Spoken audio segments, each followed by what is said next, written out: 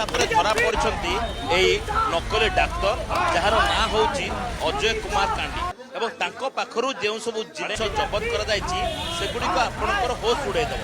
ଯେଉଁ ସମୟରେ ଲୋକମାନେ ଚାହୁଁଛନ୍ତି କିଛି ହର୍ବାଲ ଜିନିଷ ଖାଇବେ ଏବଂ ଖୁବ୍ ଶୀଘ୍ର କେମିତି ନିଜର ଓଜନ କମେଇଦେବେ, ନିଜର ଏସିଡିଟି ଭଲ କରିଦେବେ, ସକାଳ ସମୟରେ ମର୍ଣ୍ଣିଂ ୱାକ୍ କିମ୍ବା ଜିମ୍ ନ ଯାଇ କେମିତି ୱେଟ୍ ଲସ୍ କରିବେ ଆଉ ସ୍ଲିମ୍ ଟ୍ରିମ୍ ଦେଖାଯିବେ, ଏହାର ଭରପୁର ଫାଇଦା ଉଠାଉଥିଲେ ଏ ଅଜୟ ବାବୁ।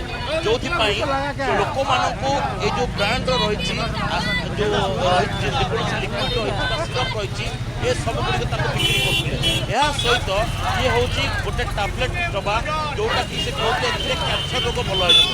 କେବଳ ଏତିକି ନୁହେଁ, ମେକଅପ୍ କିଟ୍, ଏ ହେଉଛି ଗୋଟେ ମେକଅପ୍ କିଟ୍ ଯେଉଁଥିରେ ଆପଣ କୁଆଡ଼େ 3 ଦିନ ଭିତରେ ଗୋରା ହେଇଯିବେ ଏବଂ ଏଥିପାଇଁ କି ଗୋଟେ ମୋଟା ଅଙ୍କର ଟଙ୍କା ଦେବାକୁ ପଡ଼ିବନି, ବରଂ ମାତ୍ର 714 ଟଙ୍କାରେ ଆପଣଙ୍କୁ ଗୋରା ହେଇଯିବାକୁ ପଡ଼ିବ।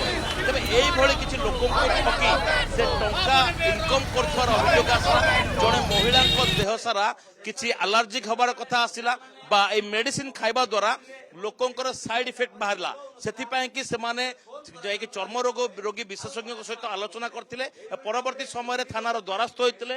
ପୁଲିସ ବର୍ତ୍ତମାନ ଅଜୟ କୁମାର କାଣ୍ଡିଙ୍କୁ ଗିରଫ କରିଛି ଏବଂ ତାଙ୍କୁ ଗିରଫ କରିବା ପରେ କୋର୍ଟ ଚାଲାଣ କରୁଛି। ବିଶେଷ କରିକି এই ମେଡିସିନ ଗୁଡ଼ିକ କୋଉଠୁ ଆସୁଥିଲା ତାକୁ ନେଇକି ବର୍ତ୍ତମାନ ସୁଦ୍ଧା ଖୋଳତାଡ଼ କରୁଛି।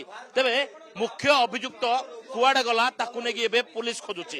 କେବଳ ବାଣୀନନ୍ଦନଙ୍କ ସହ ସୌଭାଗ୍ୟ ପରିଡ଼ା, କନକ ନ୍ୟୁଜ୍।